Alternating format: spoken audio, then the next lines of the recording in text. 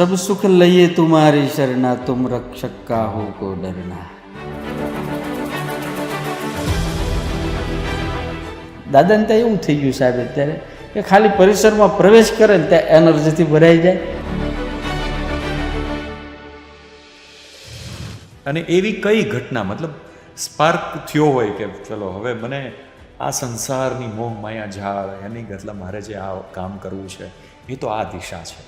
એટલે દાદા છે ને ત્યાં કોઈ કામ દાદાની મરજી વિરુદ્ધ થતું નથી. આજે તમારી દિનચર્યા કેવી હોય છે? મને હનુમાનજીમાંથી બહુ પ્રેરણા મળી છે.